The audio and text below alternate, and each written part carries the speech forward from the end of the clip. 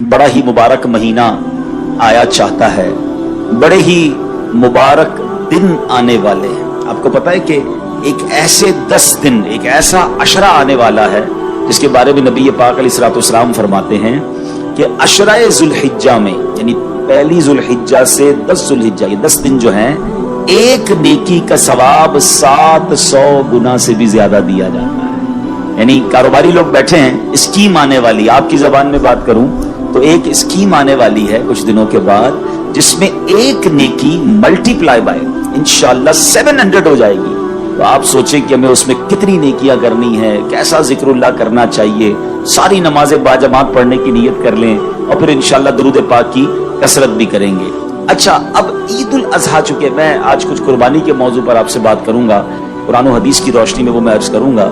हदीस पाक की मशहूर किताब तिरमिज़ी और इब्ने माजा में मुसलमानों की प्यारी अम्मी जान हजरत बीबी आयशा सिद्दीका तैयबा ताहिरा रदी अल्लाह ताला अन्हा से रिवायत है कि अल्लाह पाक के आखिरी नबी सल्लल्लाहु अलैहि वसल्लम ने फरमाया, यौमुन नहर, कुर्बानी के दिन आदमी के अमाल में अल्लाह पाक के यहाँ सबसे पसंदीदा अमल कुर्बानी के जानवर का खून बहाना है। बेशक कुर्बानी रोजे कयामत अपने सींगों, बालों और खुरों के साथ लाई जाएगी, और बेशक कुर्बानी के जानवर का खून जमीन पर गिरने से पहले अल्लाह पाक के हां बुलंद मकाम पर पहुंच जाता है। निशानी है वफा की और एक नेमत है कुर्बानी, निशानी है वफा की और एक नेमत है कुर्बानी, खुदा के दोस्त इब्राहिम की सुन्नत है कुर्बानी। मुसलमानों कभी कुर्बानी से पीछे नहीं हटना,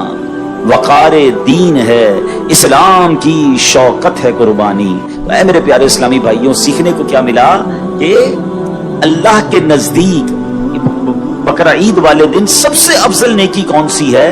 वो जानवर का खून बहाना है।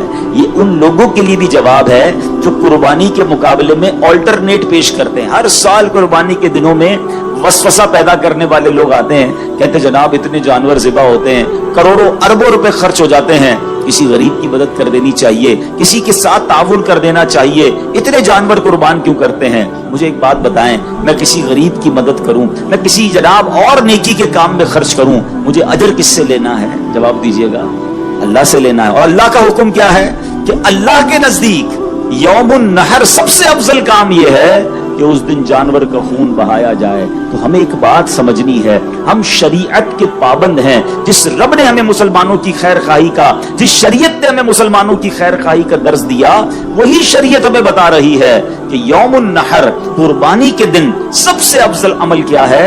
वो कुर्बानी करना है, तो उसमें कोई पसोपेश नहीं करनी चाहिए। अगर रब का हुक्म है, शरीयत का हुक्म है, तो जनाब अब कुर्बानी ही करनी है, इसका कोई और ऑल्टरनेट नहीं हो सकता। और आपने आज हदीस भी सुन ली, अल्लाह के नजदीक यौमुन नहर यानी कुर्बानी वाले दिन सबसे अफजल अगर कोई अमल है तो वो जानवर का खून बहाना है। और सुभान अल्लाह, ये जानवर तो कयामत के दिन अपने बालों के साथ, अपने खुरों के साथ, अपने सींगों के साथ, ये पूरा जानवर कयामत के दिन लाया जाएगा। तो अब यहाँ ये भी गौर कर लेना चाहिए कि अल्लाह ने जैसा माल दिया है ना, फिर वैसा जानवर कुर्बान करें ताकि उसकी बारगाह में उस तरीके का जानवर हमारे सामने आए। अब कुरान मजीद क्या फरमाता है? ये बड़ी कमाल की आयत है, और ये वैसे तो तमाम चीजों के लिए है मगर कुर्बानी के लिए खास। अल्लाह फरमाता है, लन यनालल्लाह लुहूमुहा वला दिमाउहा वलाकिन यनालुहु तक़वा मिनकुम। सुभान अल्लाह, आसान तर्जुमा कुरान कंजुल इरफान, अल्लाह के यहाँ हरगिज ना उनके गोश्त पहुंचते हैं और ना उनके खून, अलबत्ता तुम्हारी तरफ से परहेजगारी उसकी बारगाह तक पहुंचती है। सुभान अल्लाह, तो पता ये चला अल्लाह की बारगाह में कुर्बानी का गोश्त और खून नहीं पहुंचता। पहले क्या होता था? पहले के जमाने में, तफसीर सिरातुल जिनान में है, जब जमाने जहालियत का दौर था तो गैर मुस्लिम अपनी कुर्बानी के खून से काबा की दीवारें रंगते थे। मादअल्लाह, काबा शरीफ की दीवारों को खून से आलूदा करते थे, समझते थे कि ये करने से अल्लाह पाक का कुर्ब मिलेगा। जब इस्लाम का नूर जगमगाया, सहाबा इकराम ने हज किया, कुर्बानियां पेश की, उनकी तालीम के लिए आयत नाजिल हुई कि अल्लाह पाक की बारगाह में कुर्बानी का गोश्त नहीं पहुंचता, उसकी बारगाह में खून नहीं पहुंचता, हाँ तुम्हारी तरफ से तकवा पहुंचता है। परहेजगारी पहुंचती है, कुर्बानी के लिए अच्छी नीयत और इखलास और तकवा पहुंचता है। तो हमें ये समझना है कि असल एसेंस क्या है, ये कुर्बानी का असल मकसद हमारे दिलों में क्या होना चाहिए। सुभान अल्लाह, शेख अबू तालिब मक्की रहमतुल्लाहि तआला अलैह ने इसकी बड़ी खूबसूरत तफसील बयान की है। खुलासतन अर्ज करता हूं, आप फरमाते ऐ मेरे बंदो, अल्लाह फरमाता ऐ मेरे बंदो, तुम घर से निकले जानवर लेने के लिए, लोग तुम्हें देख रहे थे, तुमने जाकर जानवर खरीदा, लोग तुम्हें देख रहे थे, तुम जानवर घर लाए, लोग तुम्हें देख रहे थे, तुमने जानवर की देखभाल की, लोग तुम्हें देख रहे थे, तुमने जानवर को मेरे नाम पर ज़िबा किया, लोग तुम्हें देख रहे थे, तुमने खाना पकाया, लोगों में तकसीम किया, गोश्त को डिस्ट्रीब्यूट किया, लोग तुम्हें देख रहे थे। अलगर्ज खरीदारी से लेकर कुर्बानी तक सारे मामलात में लोग तुम्हें देख रहे थे, लेकिन उस पूरे वक्त में एक चीज मेरे और तेरे दरमियान थी, और वो ये थी कि तुम्हारे दिल की कैफियत क्या थी। बस तुम्हारे अमल की मकबूलियत का फैसला उसी कैफियत पर किया जाएगा। ये देखा जाएगा कि दिल में तकवा था, अल्लाह की रिजा की नीयत थी या कुछ और नीयतें शामिल थी। अब मैंने और आपने ये गौर करना है, जानवर खरीदने जाएंगे, दिल में नीयत क्या हो, यार मोहल्ले वाले क्या कहेंगे, इलाके वाले क्या कहेंगे, हैं बच्चे खुश होंगे कि नहीं होंगे, या ये नीयत हो कि इस जानवर को अल्लाह के नाम पर कुर्बान करना है। जानवर खरीद के लाए, लोगों ने पूछा हाँ भाई कितने का लिया है, अब दिल की कैफियत क्या है कि बताऊं कितने का लिया, मेरी सखावत के चर्चे हो, या ये नीयत हो अल्लाह की रिजा के लिए लिया है, तकवा के लिए लिया है। लोग वावा कर रहे हैं, दिल की कैफियत को चेक करना है। जब दूसरे के जानवर से आपके जानवर का मवाजना कंपैरिजन कर रहे हैं, अब आपने चेक करना है कि दिल में नीयत क्या है। काश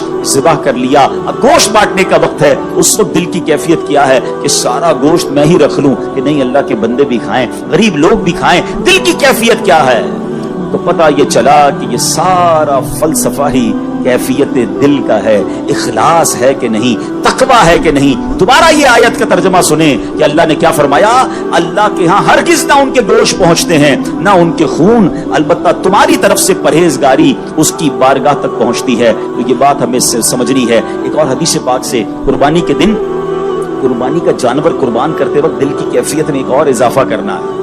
अल्लाह के हबीब अलैहिस्सलाम फरमाते हैं, कुर्बानी का खून जमीन पर गिरने से पहले अल्लाह पाक के यहाँ कबूल हो जाता है। फरमाया फतीबू बिहा नफ्सन, बस खुश दिली के साथ कुर्बानी किया। This is the condition. पहली कंडीशन क्या थी, तकवा होगा, अल्लाह की बारगाह में क्या पहुंचेगा, तकवा। और अब आप चाहते कुर्बानी मकबूल हो जाए, कतरा पहला गिरने से पहले ही मकबूल हो जाए, तो वो क्या है, खुश दिली। अब कुछ लोग क्या करते हैं, अरे भाई फिर कुर्बानी के दिन आ गए, फिर पैसे खर्च करने पड़ेंगे, हैं इतने माल तो है कि कुर्बानी माफ नहीं है, खानदान वालों को भी तो दिखाना है। कुर्बानी पिछली बार 4 बकरे लाया था, इस बार 3 लाऊंगा, फिर भी लोग बातें बनाएंगे। जानवर तगड़ा लाया था, इस बार भी उससे अच्छा लाना पड़ेगा। यानी अब यहां पर बोझ समझकर कुर्बानी की जा रही है, फॉर्मेलिटी के लिए कुर्बानी की जा रही है, नहीं खुश दिली के साथ। अल्लाह तेरी मेहरबानी, तूने इस काबिल बनाया है, तेरा करम के तूने इस काबिल बनाया, फिर मुझे सवाब कमाने का मौका दिया। रिवायतों में आता है कि कुर्बानी के जानवर के हर बाल के बदले में कुर्बानी करने वाले को एक नेकी मिलती है। कितने बाल होते बकरे के ऊपर, बकरी के ऊपर या गाय के ऊपर, लाखों लाख नेकियां, या अल्लाह तूने मुझे कमाने का मौका दिया। सुभान अल्लाह, कुर्बानी होते ही कुर्बानी करने वाले के गुनाह मुआफ हो जाते हैं, या अल्लाह तूने फिर मुझे गुनाह मुआफ करने का मौका दिया। बल्कि सच्ची बात तो यह है, बंदा ये भी सजदा शुक्र अदा करे कि अल्लाह तेरी मेहरबानी, जानवर ज़िबा करने का हुक्म दिया, हजरत इब्राहिम को तो बेटा ज़िबा करने का हुक्म दिया था। ए अल्लाह तूने कितनी आसानी कर दी कि हम जानवर कुर्बान कर रहे हैं, उसका गोश्त भी खुद खा रहे हैं, और हमारी कुर्बानी भी कबूल हो रही है, हमें अजर भी मिल रहा है। इन जज्बात के साथ कुर्बानी होनी चाहिए। और मैं आपको एक और बात बताऊं, ये सिर्फ कुर्बानी में नहीं, व्हेनेवर, कभी भी जिंदगी में आप कोई भी नेकी करें ना, दिल में खुशी होनी चाहिए। नमाज पढ़ रहे हैं, बड़ा मजा है, रोजा आ गया, रमजान आ गई, एंजॉय करें, ज़कात का टाइम आ गया, सजदा शुक्र अदा करें, अल्लाह तेरी मेहरबानी, ज़कात देने वाला बनाया, मांगने वाला नहीं बनाया। मगर इधर ऐसे भी लोग होते हैं, रमजान आए तो टेंशन, अरे बाप रे बाप फिर रोजे रखने पड़ेंगे, 1 साल गुजर गया, अरे बाप रे बाप फिर ज़कात देनी पड़ेगी, अल्लाह अकबर, फिर जनाब लंबी लंबी तरावियां पढ़नी पड़ेंगी। अरे तौबा करो, अल्लाह ने पैर सलामत दिए हैं जब ही तो तरावी पढ़ोगे ना, हैं? अल्लाह ने माल दिया जब ही तो ज़कात दोगे, अल्लाह ने माल दिया जब ही तो हज को जा रहे हो। अरे इबादतों में तो एंजॉय किया करो, और जो इबादत खुश दिली के साथ होती है ना, उसका अजर, उसका सवाब, उसकी बरकत ही कुछ और होती है हमेशा। अब इस कुर्बानी में भी آپ نے بہترین جانور کرنا ہے مگر اچھی نیت کے ساتھ اور خوش دلی کے ساتھ کرنا ہے. اللہ اکبر. اب سنو نا, خوش دلی کس کو کہتے ہیں؟ اللہ حضرت ابراہیم اور حضرت اسماعیل کی اس قربانی کا کوئی ذرہ نصیب فرما. حضرت ابراہیم نے جب خواب دیکھا تھا نا, آپ کو تو حکم دیا گیا تھا بیٹا ذبح کریں, اپنے بیٹے کو لے کے جا رہے ہیں مینا کی طرف. کمال یہ ہے کہ بیٹے سے چھپ کر قربانی نہیں کی, بیٹے کو بتا دیا. آپ نے کہا یا بنی انی ارا فی المنام انی اذبحک فانظر ماذا تری. کہتے ہیں اے میرے بیٹے, میں نے خواب میں دیکھا کہ میں تجھے ذبح کر رہا ہوں, اب تو دیکھ تیری کیا رائے ہے. اللہ اکبر. 7-8 سال کے بچے سے پوچھا جا رہا ہے کہ مجھے حکم ملا ہے کہ تجھے ذبح کرنا ہے, اب تیری کیا رائے ہے. مگر وہ کیسی عظیم ہستی ہیں, ذبیح اللہ ہیں. حضرت ابراہیم نے جب یہ کہا تو بیٹے کے جسم پر جو ہے نا چہرے پہ چمک آ گئی, چہرہ کھل اٹھا, جسم پر کپ کپی طاری ہو گئی. حضرت ابراہیم پوچھتے ہیں اے بیٹے یہ معاملہ کیا ہے, تیرا چہرہ کھلکھلا رہا ہے, تیرے جسم پر کپ کپی آ رہی ہے. شہزادے کیا کہتے ہیں؟ کہتے ہیں ابو جان میں قربان ہو جاؤں کہ میں اپنے رب کے حضور حاضر ہو جاؤں گا, اس فانی دنیا سے نکل کر میں جنت میں پہنچ جاؤں گا. اللہ پاک نے اگر میرے لیے حکم دیا ہے تو اس کا مطلب وہ رب کریم مجھ سے راضی ہے. بے شک رب نے جو اپنے پاس نعمتیں تیار کر رکھی ہیں وہ اس دنیا اور جو کچھ اس میں ہے اس سے تو بڑا بہتر ہے. سبحان اللہ. میں کتنا خوش نصیب ہوں کہ مجھے اس قربانی کے لیے قبول فرما لیا گیا. ادھر پیسے سے قربانی میں جان جا رہی ہے, ادھر جس کی جان جانی ہے وہ خوشی سے جھوم رہا. فرق تو دیکھو نا کہ اللہ کی بارگاہ میں قربانی کرنے والے نے کیسی قربانی کی. سبحان اللہ. شاعر کہتے ہیں عید قربان جذبہ ایثار کا اظہار ہے, عید قربان جذبہ ایثار کا اظہار ہے. یہ اطاعت کا خلیل اللہ کی معیار ہے یہ تسلیم و رضا کی ایک لافانی مثال. جان دینے کے لیے فرزند بھی تیار ہے. باپ کا حسن عمل, بیٹے کا ذوق اتباع, اس مثالی داستان کا مرکزی کردار ہے. بزرگوں نے جب یہ واقعات پڑھے نا, انہوں نے پتہ کیا کیا, ہمیں تو حکم نہیں ہے بیٹا ذبح کرنے کا, مگر شیخ احمد بن یحییٰ دمشقی رحمۃ اللہ تعالی ایک بڑے نیک بزرگ ہیں, دمشق میں موجود تھے, دمشق کے رہنے والے ہیں. کہتے ہیں ایک روز اپنے والدین کے ساتھ میں بیٹھا تھا, والد صاحب قرآن پڑھ رہے تھے, والدہ بھی ساتھ بیٹھی تھی. دوران تلاوت ہی حضرت ابراہیم اور حضرت اسماعیل کا واقعہ آ گیا. انہوں نے قرآن کریم سے یہ واقعہ پڑھ کر گھر والوں کو سنایا کہ دیکھو کیسے قربانی ہوئی تھی. حضرت ابراہیم نے اپنا بیٹا ذبح کرنے کے لیے گئے اور یہ واقعہ ہوا. اللہ اکبر. ان کی والدہ نے یہ واقعہ سنا, کہتی ہیں بیٹا کیسے عظیم لوگ ہیں کہ باپ نے بیٹے کو قربان کر دیا.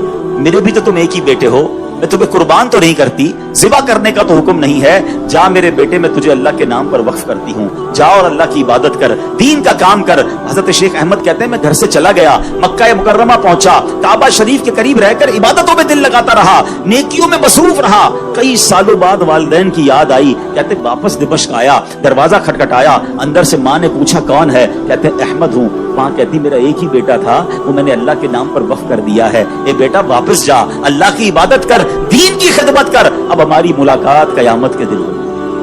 یہ ایسے افراد تھے. بڑا گہرا جملہ کہنے جا رہا ہوں, اس آخرت کے سفر سے پہلے کچھ ایسے اچھے سفر کر لو جو اس سفر کو آسان کر دے.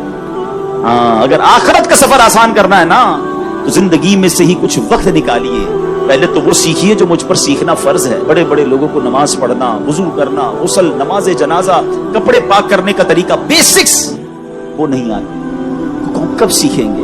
اور ایک وہ لوگ ہیں جو بیٹے کو کہتے ہیں بیٹا اب قیامت کے دن ملاقات ہو. کیا بن گئے وہ؟ شیخ احمد نصفی رحمۃ اللہ تعالیٰ کے اتنے بڑے ولی بن گئے, اتنے بڑے بزرگ بن گئے. کم از کم میں مشورہ بھی دیتا ہوں, چلے بات چلی ہے, ہم میں سے بہت سارے صاحب اولاد ہوں گے, اللہ نے پیسوں سے بھی نوازا ہوگا. کیا ایسا نہیں ہو سکتا اگر اللہ نے 3-4 بیٹے دیے ہیں تو ایک بیٹا دین کے لیے وقف کر دینا, 2-3 بیٹے کاروبار میں ساتھ دیں, ایک جنت کا کاروبار آپ کے لیے کرے, ایک جنت کا سامان کر دے. خوش نصیب ہے وہ والدین جو اپنے بچوں کو دین کے لیے وقف کرتے ہیں. وہ بیٹا پھر عالم بنے, وہ حافظ بنے. حضرت اسماعیل نے اور حضرت ابراہیم نے کیسی قربانی دی, آپ کو پتا ہے کیسا منظر تھا؟ جھرجھری آ جاتی ہے, کہتے ہیں نا رونگٹے کھڑے ہو جاتے ہیں. روایتوں میں آتا ہے جب حضرت ابراہیم علیہ السلام نے بیٹے کو قربانی کے لیے لٹایا, ان کے ہاتھ باندھ دیے, ان کے سر کے قریب بیٹھ گئے, چھری ان کی گردن پر رکھ دی اور پھر کہا الہی لک الحمد فی الدہر الباقی رزقتنی الولد علی کبر سنی فابتلیتنی بہذا البلاء. اے اللہ پاک ہمیشہ ہمیشہ تیری حمد ہے, تو نے مجھے بڑھاپے میں بیٹا عطا فرمایا. یہ امتحان پتہ ہے کیسا؟ 99 سال کی عمر میں حضرت اسماعیل ملے تھے حضرت ابراہیم، اتنی دعاؤں کے بعد، اور اسی کو ذبح کرنا ہے. پھر کہتے ہیں یا اللہ اسی کے ذریعے آزمائش آئی ہے. مگر اگلا جملہ سنو، کہتے فَإِن كَانَ هَذَا رِضًا لَكَ فَأُسَلِّمُ لِأَمْرِكَ، اے اللہ اگر تیری رضا اسی میں ہے تو میں تیری رضا کی خاطر تیرے حکم کے سامنے سر جھکا. اگر تو اسی پر راضی ہے تو اے اللہ میں بھی راضی ہوں. کتابوں میں لکھا جب حضرت ابراہیم نے یہ کہا نا تو فرشتے بھی رونے لگے. روتے روتے اللہ کی بارگاہ میں عرض کرتے ہیں مولا تیرے نبی ہیں، ایک لیٹا ہوا ہے ایک ذبح کرنے ہے، اے اللہ تیری رضا کی خاطر ذبح کرنے کو تیار ہیں. پھر اللہ کریم نے سبحان اللہ حضرت اسماعیل کے فدیے میں جنتی مینڈا بھیجا. کاش یہ جذبہ کا کچھ ذرہ نصیب ہو. اے اللہ میں تیری رضا میں راضی. جملہ کتنا پیارا ہے. ہم پتہ کیا کرتے ہیں، اللہ سے بھی کاروبار کر رہے ہوتے ہیں، شرطیں لگا رہے ہوتے ہیں، اللہ یہ بھی دے دے یہ بھی دے دے، یہ بلا دور کر دے، بس ہمارے پسند کا حال ہم کو دے دے. جو عارفین ہوتے ہیں نا، جو اللہ کے مقرب ہوتے ہیں، اللہ سے یہ نہیں کہتے اللہ وہ حال دے دے جس میں خوش ہوں. وہ کہتے ہیں اللہ وہ حال میں رکھ جس میں تو راضی، اور تو جس حال میں رکھے میں اس حال میں راضی. مزہ یہ ہے نا کہ اللہ کی رضا والی زندگی مل جائے، میری رضا والی. ہم چاہتے ہیں میں کمفرٹ زون میں رہوں، کوئی پرابلم کوئی پریشانی کوئی ڈیفیکلٹی سامنے نہ آئے.